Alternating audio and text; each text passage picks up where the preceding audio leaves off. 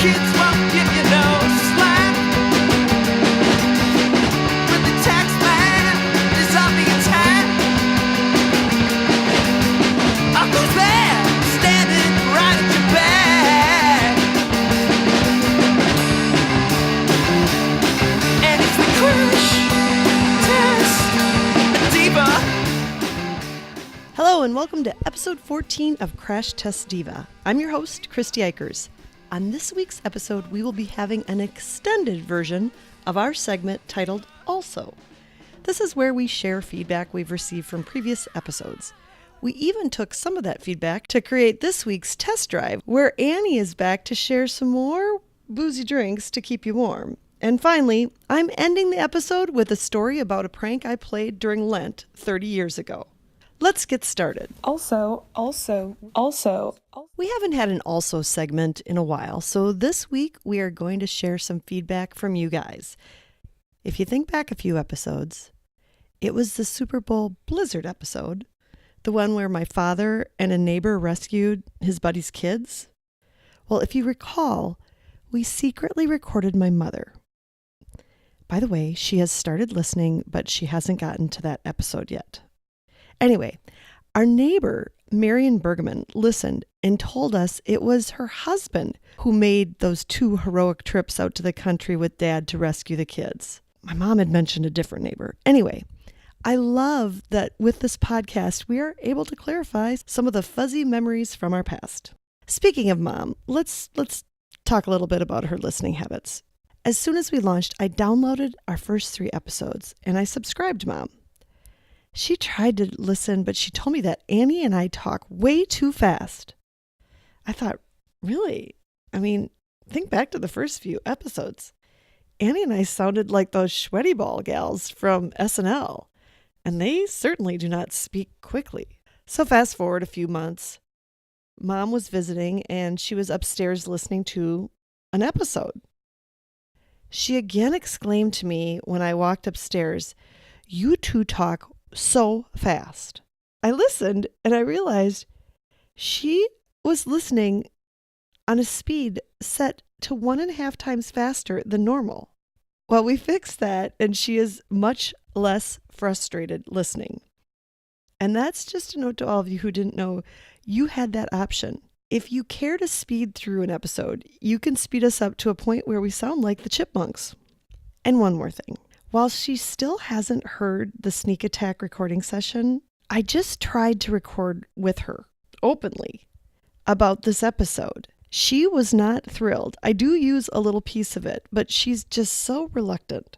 I'm holding out hope that I'll get her to share more of her stories. Okay, I've asked Annie to jump on right now to join us for this next update. Hi, Annie. Hi, how you doing? Great. I need to provide an update on our moisturizing products that we had in the episode about beating the dry skin blues, because yours truly has found something new. Oh, what'd you find?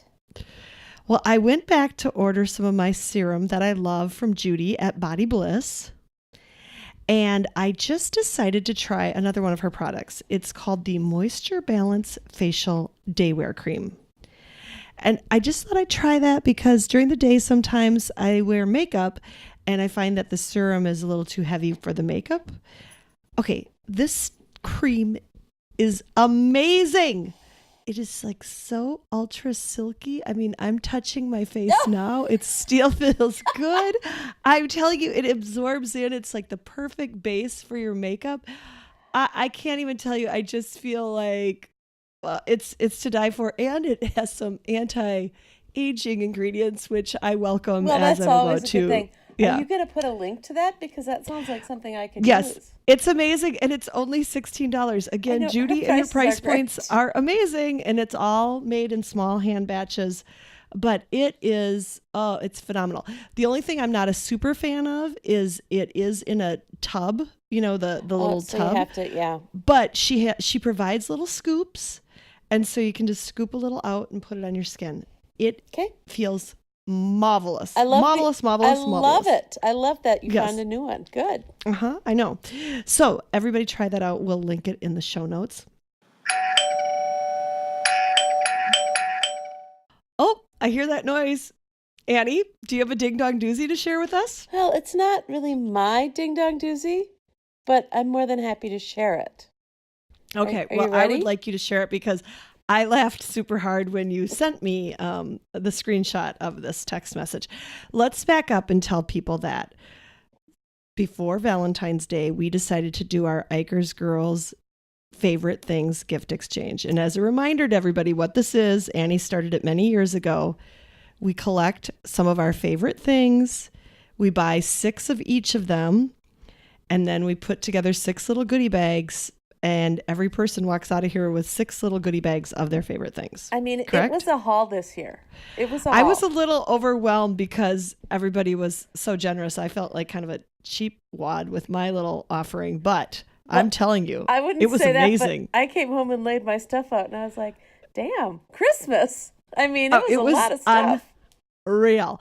And it's kind of fun to do it around Valentine's Day because there's a few of us who don't have Valentine's. Well, it's so that a was kind of Galentine's thing. Come on. It was totally a Galentine's Day thing. And I loved it. And so strongly encourage you guys to do this. When you find something you really love, you just buy 6 of them. Or however many you get need. your group, however you have in your family. Oh my gosh. And you can have them all year long. I mean, our sister-in-law, Melissa, had been collecting her little bag of goodies for about a year, I think she said. Yeah.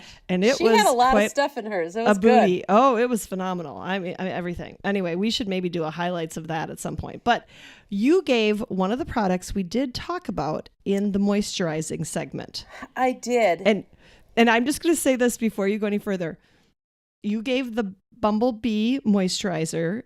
And if we remind people, it's the one that you put on right before you get out of the shower, and it just it soaks all the moisture into your body. And exactly. It's okay. So first of all, I have to tell you, everybody who tried that the next week texted. We have a little group text of Ikers ladies, and we were texting about how phenomenal that stuff was. And it is absolutely, I'd call it one of my new life-changing products because it's life-changing. Yep, That's it's a life-changing product. That one right there, it gives that status. I have a few life-changing ones that we'll talk about on another episode, but that life-changing. I mean, I'm like, I don't want to run out. How much do those things cost again? Do you remember? Are they about? They're like $6, I think. $6 or $7. Oh my gosh. So worth it. So worth it. So it is. Love that product. I think my dog is not too happy about it because I used to rub coconut oil all over my body, and she could kind of lick my legs and enjoy that. And she's not loving the Bumblebee ScrubBee. Well, and as you know, my dogs thing. have eaten the bumblebees, so they like them better. They like that honey better. Okay. There's honey in there. Okay, so you've given them all out. All the Ikers ladies have talked about how much they like them. And then one morning, you get a random text from our mother. Yes. And it says... First, when I gave them out, I gave everyone instructions. Here's how you use it. Okay? Right. So I got this text, and I'm going to read it to you. Going to take shower with my turtle. Any suggestions? I was like, I'm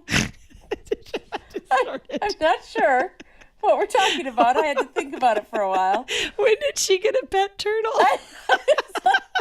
I was so confused. And then it dawned on me that she was talking about her ScrubBee. So I called her and I said, well, it's a bee. And she goes, oh, it looks like a turtle to me. And I said, all right. And I reminded her that it's not soap. Because remember, my husband used it and was like, this is horrible soap. Exactly. You use it at the very end. I explained her how to use it.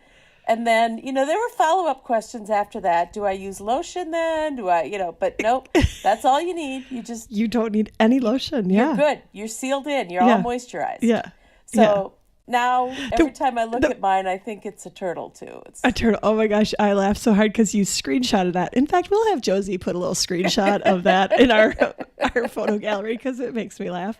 The one thing I'm a little bit concerned about is it does give a little film of a little bit slippery on the bottom of the shower. And so I probably, when I'm visiting this weekend, I'll probably wipe down the bottom of her shower just to make sure. Maybe we need to get those things you stick on to make it, those Easy Grip or whatever. She might have one already. Who knows? Who knows? Anyway, so that's does. Mom's little ding dong doozy. It's a very cute little ding dong doozy. I had to laugh my butt off. So it is. And I was glad it wasn't on me because I already had a ding dong doozy. I didn't want another one. Girl, I have like a plethora of ding dong doozies, and guess what? You do too. So don't think that you're only going to get by with one. I'm going to fly under the radar. I'm not. I'm just going to tell you, I think next week we have a good ding dong doozy coming up by Mark Howard, and you're familiar with this ding dong doozy, and it includes a video, and so everybody stay tuned for that next week. It's going to be a good one on Mark Howard. All right. So, okay, here's the deal. We like it when our listeners talk to us, when they give us feedback, when they shoot us messages via text or social media, whatever it is. We love to hear from people, and we love it even more when they have great ideas. And so I'm keeping you around for the next segment because we've heard from one of your friends for our next segment of taking it for a test drive. So stay tuned. I've got to play that bumper music. Okay, Annie, it's time for taking it for a test drive. Tell our listeners what we are talking about and who gave us this brilliant idea. Well, as you know, I recently talked about my favorite boozy coffee drinks. You did, and I might add that I have received a lot of comments from people about how much they enjoyed that show. I also had a lot of people ask me if you were drinking boozy coffee drinks during that segment, and I said, nope, I think we did that one, stone cold sober. I think we were sober. Mm-hmm. They thoroughly enjoyed that segment, so they liked it. Well, and I enjoyed doing that segment.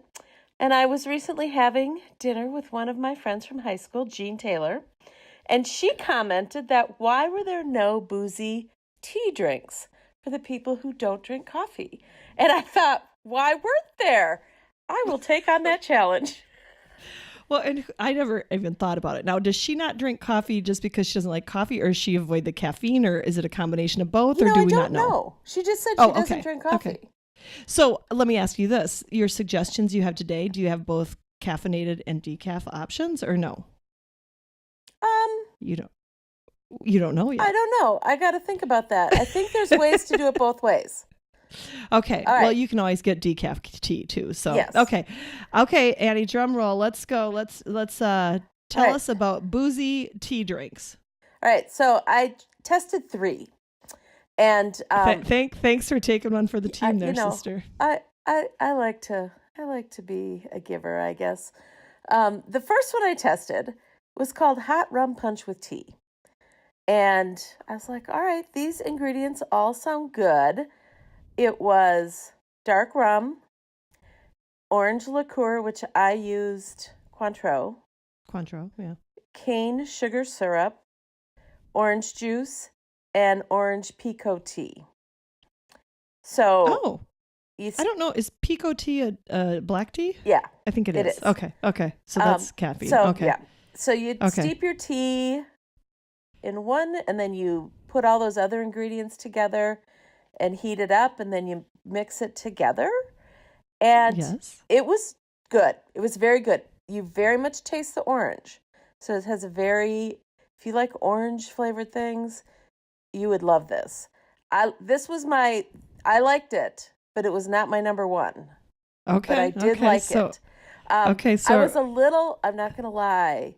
The site where I found these recipes gave the calorie counts for them. So this one was okay. It was 250 calories, but they go way up in this process. Well, you know what? You could make that without the cane sugar. Yes. You could make that with like a stevia. You could add some stevia. You could. There'd be ways to cut this back if you're sugar aware, I guess we'll call it. There you go. But sugar aware. Overall, this would be a lovely thing to serve. This actually sounds like if you were had a sore throat and were a little sick. I think that's a good idea. This. Yeah. Yeah. Okay. Yeah. Okay. Tell us about the next one. So the next one is, let's see. It was a coconut chai toddy. Oh, okay. So you had me at coconut. Right.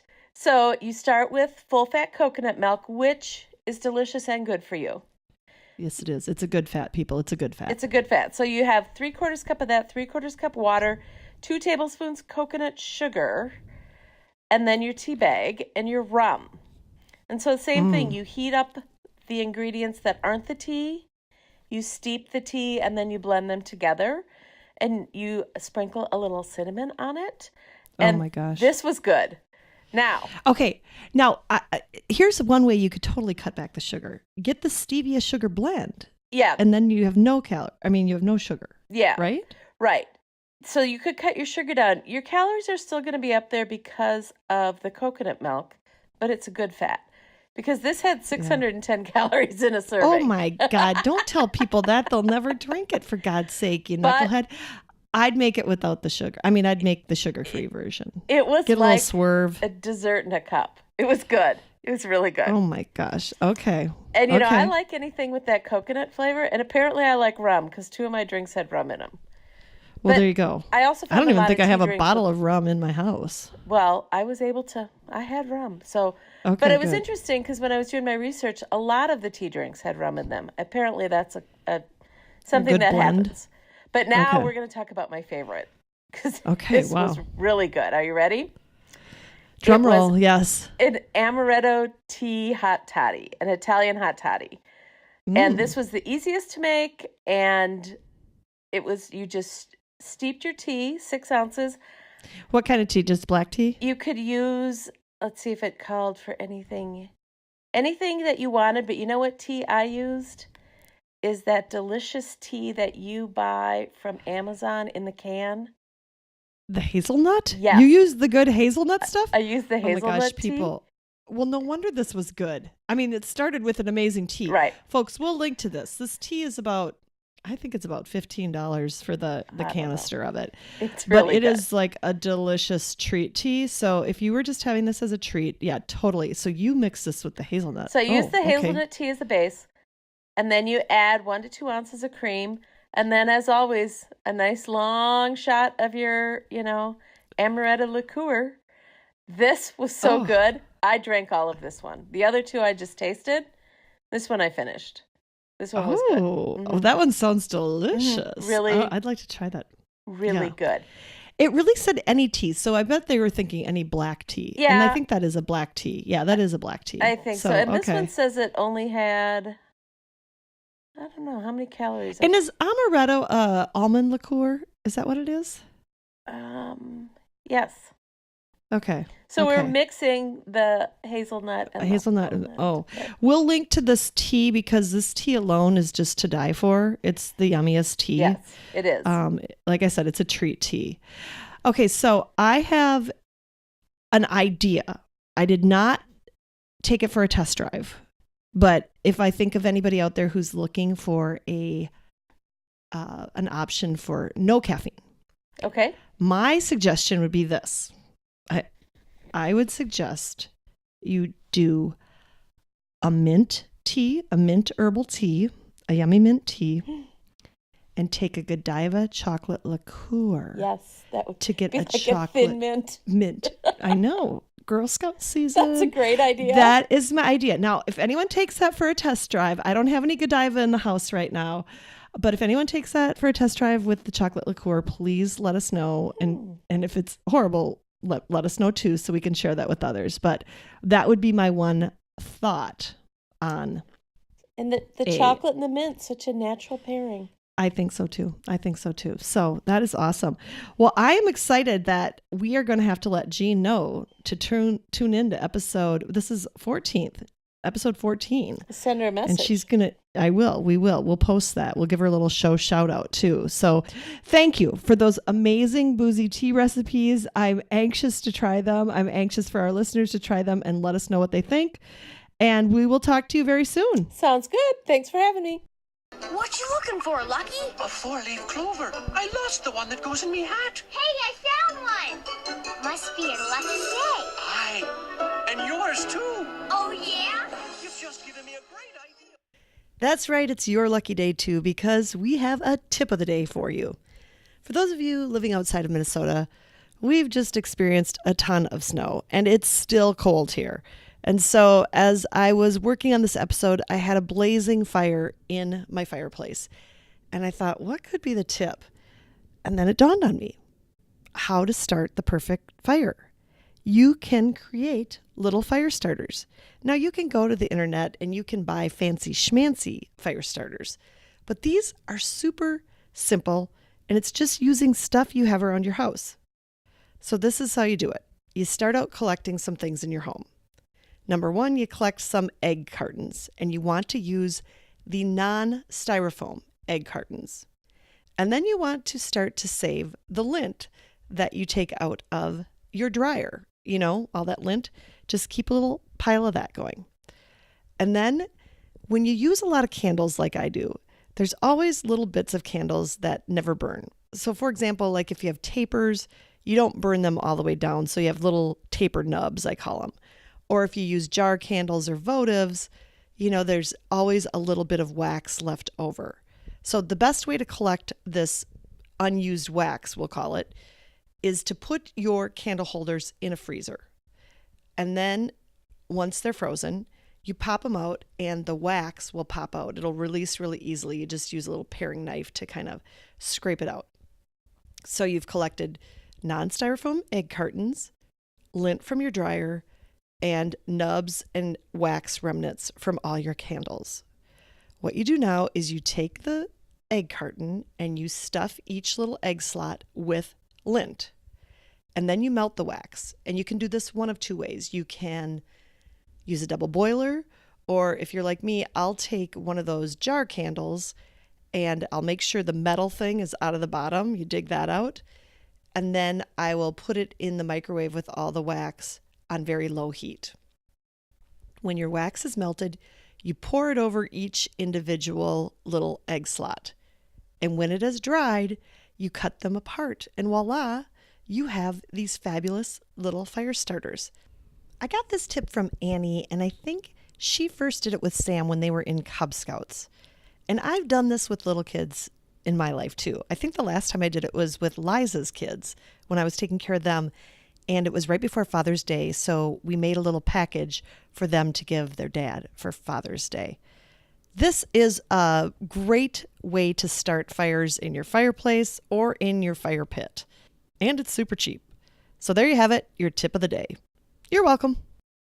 To finish this episode, I've got a memory from my youth. It's a memory about the Lenten season. With that, let me tell you a story. I'm a product of a quote-unquote mixed marriage. When my parents got married, my mom was the first Lutheran married at the altar of St. Peter and Paul's Catholic Church in Mankato, Minnesota. In marrying my father, Mom agreed to have her kids raised Catholic. So each Sunday, she headed out to her Lutheran service, and Dad hauled all of us to Mass at the Catholic Church. It was an unconventional arrangement. Most often in this situation, one of the parents would convert so the family would worship together. But with strong individual faith, they kept this dual denomination Sunday morning ritual going for 53 and a half years until my father died a few years ago. My mom does refer to herself as a quote-unquote summer Catholic. You see, when we stayed at the lake house, Mom would join us at the quote-unquote lake church. Every Mother's Day weekend, we would go to Saturday night Mass so we could join Mom at her church on Sunday morning at Bethlehem Lutheran. And each Mother's Day, their children's choirs would sing. When Mom's church had special musical programs, she would ask me and I would love to go. I used to joke that I wished I was Lutheran because they had so much better music. To be honest, I really just wanted to be in their annual youth spring musical. Dad was 100% German and Mom was a purebred Norwegian. As you can imagine, our home was filled with heritage humor. We heard our share of Ole and Lena jokes, and Mom bought Dad a sign that said, "A crabby German is a sauerkraut." Mom and Dad gave us many gifts, but one of my favorites was their gift for fun. They knew how to have fun. They joked with each other, created fun times for us, and let's just say, we all got used to a good ribbing. 130 Agency Road was a home filled with laughter and love. Okay, I digress. Yeah, I know. What's new? Back to religion. As Catholics, we followed Catholic doctrine and omitted eating meat on Fridays during Lent. we consumed our fair share of fish sticks and Long John Silvers on those Fridays during Lent. Dad would remind us that before 1966, they omitted meat every Friday, not just Fridays during Lent. Mom would then tell us the story about this regular customer she had at the A&W root beer stand where she worked. I had a regular customer who worked at Cato Engineering, and he came every night for supper. And but we weren't very accommodating to Catholics on Friday because we didn't have any fish on the menu or anything like that. And so when he came and I put his order in, it would be 2 California burgers with cheese, hold the burgers. Yep, hold the burger. Now in high school, when we would get home from the Friday night game, we would normally throw a frozen pizza in the oven. I think they were Totino's, and I think they cost about 99 cents per pizza. Dad used to lovingly refer to them as rat meat pizzas. Yeah, it was definitely a convenience cost thing over a quality situation. Well, during Lent, I can remember preheating the oven and throwing the pizza in around 11:40 and then eating it at midnight. During my junior year of high school, I was dating a guy and we were trying to figure out a couple's costume for the Halloween dance. My conservative mom thought it might be funny for us to go as a priest and a nun. Now, this was back before you could order costumes and have them delivered within a day. But her friend Linnea Cogan was a seamstress and made a nun costume, and she and her husband used the costume the year prior. Okay, sidebar. Linnea went as a pregnant nun. I did not. So Mom borrowed the costume from Linnea for me, and my date wore a black suit with a little white collar, and I seem to recall we won the best couple's costume. Reminder, this was my conservative mom's idea, and at the time, it was pretty funny. Later that year, I recall a commercial McDonald's ran during Lent. It was of a nun going up to order a bunch of Filet-O-Fish sandwiches to take back to the convent with her for the other nuns. I scoured YouTube to try and find this commercial, but no luck. Sorry, there will not be a link to it in the show notes. Anyway, when I was in high school, I had a few friends who worked at the McDonald's. Now, even though Lent was 5 months after Halloween, thankfully, we had not yet returned the nun costume to Linnea. After seeing the McDonald's commercial, I had an idea. I found out when my friends were working and developed a plan. And this is how it went. At dinner time, on a Friday night during Lent, I put on the nun costume and climbed into my dad's pickup truck. Mom and Dad were sitting at the kitchen table as I departed to execute my prank. I parked, I got out of the pickup. Let's just think about that for the visual. A nun driving a pickup truck. Anyway, it was really busy at McDonald's at this time, so I got into line. The line in front of my friend Jean Shea's cash register. I was a little goofy giddy, but I kept my head down. And when the customers in front of me moved aside, I stepped up. Again, with my head bowed, Jean asked me if she could take my order, to which I replied, "The other sisters at the convent have already eaten, but I'll have one Filet-O-Fish sandwich." She said, okay. And then I looked up and said, "Thanks, Jean," with this big shit-ass grin on my face. Okay, she was shocked and enthusiastically proclaimed some profanity, something like, "Blankety blank, Ikers, what are you doing?" Her manager was watching this and quickly moved in, trying to figure out why his employee was swearing at a nun. And then we both just broke out laughing hysterically. This is a very fond memory. It is up there in my top 5 pranks I've ever played. Jean, if you're listening, please know I think of you each Lenten season when I pass a McDonald's. Well, that's it for episode 14. I hope you enjoyed the show. A big thanks to Annie for coming on to share those great boozy tea drinks. And thanks Jean Taylor for the great idea. If you have something you'd like us to do on the show, please let us know by emailing us from the Crash Test Diva website or connecting with us on social media. A big thanks to Josie Eichers for managing our digital marketing. This week was a big week. We held our first ever Instagram contest for someone to win a chevron necklace from Annie's copper enamel jewelry collection. The winner is, by random drawing, Josie actually entered all the names that qualified into a generator on a website called, quote, Random Name Picker. And drumroll, the winner is Emily Vennerstrom! Woo! And thanks, Annie, for donating the necklace. Check out her jewelry line at Ann Made in Minnesota. We'll have a link for it in the show notes. Finally, if you have a friend who you think might enjoy the show, please, please, please share it with them. You are the best way for us to spread the Crash Test Diva podcast. And if you have a chance, please leave us a review in iTunes. Remember, bruises are like life. The harder you get hit, the more colorful and interesting they get.